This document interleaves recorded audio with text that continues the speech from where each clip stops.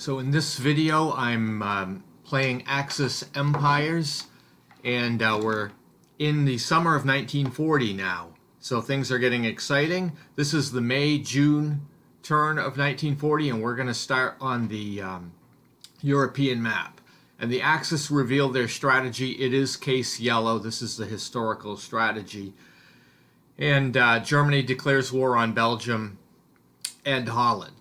So this allows Germany to add a scratch convoy marker as well as the 4th Luftwaffe to the delay box. And both Belgium and Holland fall quickly. An attack against France is a little bit more of a problem, as would be expected, but the Panzers do attack the British forces in Calais, and it does end up driving them backwards. And I'm sorry I don't have a picture for this. It just didn't take one when I played this turn for some reason.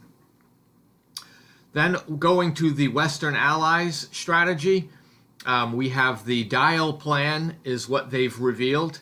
So that's also fairly historical. Britain puts a defense unit as well as the 2nd Air Force unit in the delay box. So that will be useful later. Then France adds an infantry corps to the map during the conditional event segment. And obviously this French infantry unit scrambles to try to provide some defense of Paris.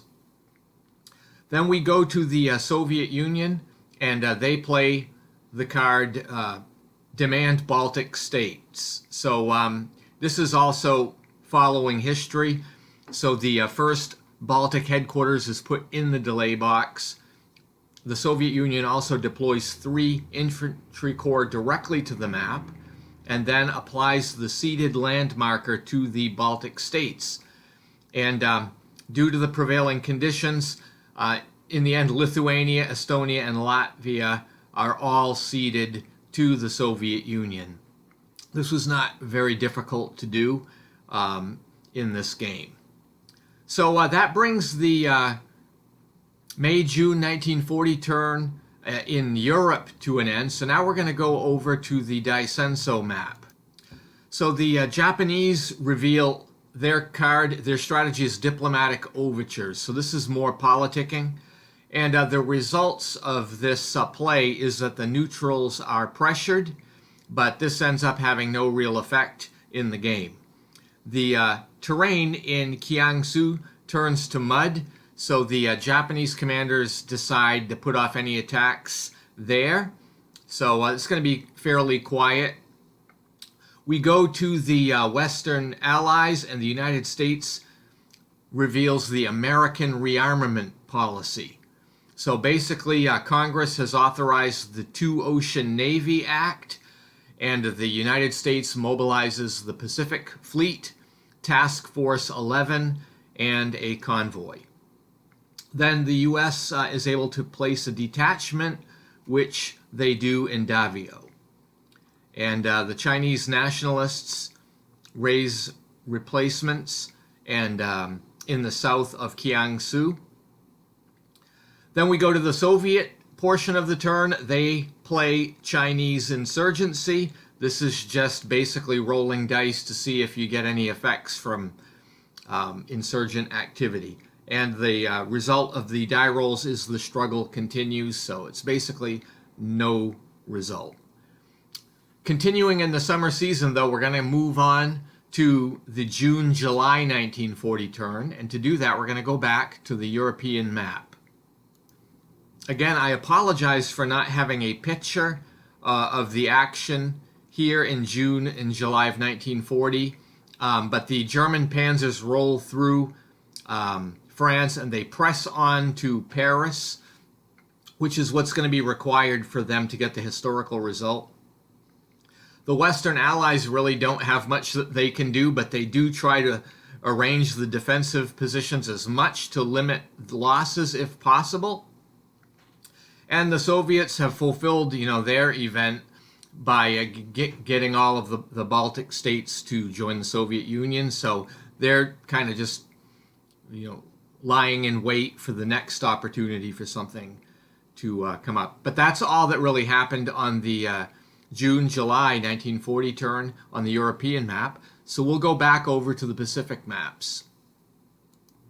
Japan is still under the diplomatic overtures strategy, and they end up having a cabinet crisis, which results in a cabinet shuffle, and that results in the army taking over the government. So, as happens with Japan in this game and actually in World War II, is the government would change from army to navy throughout the course of the war. So we're back to an army government. There are no offensives in China because of the mud conditions. The Japanese just decide this is not worth it in the area of attrition. So they hold off, but they do raise some replacements. Then the United States is able to place another detachment as a result of their play. And what they end up doing is placing a detachment on Johnston Island. That will somewhat protect it from any attacks that might be forthcoming. And finally, in the struggle continues, is rolled again for the Chinese insurgency policy of the Soviets. So pretty much not much happened on this turn in the Pacific. So we're going to go on to the July-August turn of 1940. This is the last turn of the summer season, and we're going to go back to the European map. And as you can see in the picture here, the short version is that Paris falls to the Germans, and the case yellow event is implemented during the conditional event segment, and we see that France falls. There's really nothing the Allies can do. They can just lick their wounds, and the Soviet Union also, they don't have anything to really do other than reorganize units that are already on the map. So that really brings the summer season to an end on the European map, but we will need to go back to the Pacific map to finish up. The Japanese are still using the puppet card, and so they're rolling dice on diplomatic overtures here, and they are getting conflicting plans. That's a no event.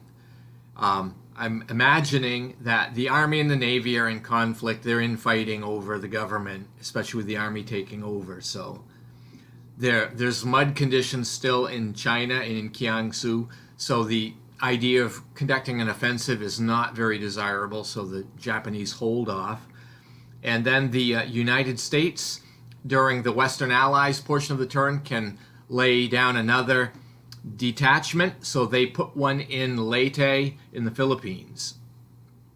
And finally, the Soviet Union makes a maneuver. They're focusing on Chinese insurrection, so they roll the dice on the charts, and they get the struggle continues, which is in effect no effect.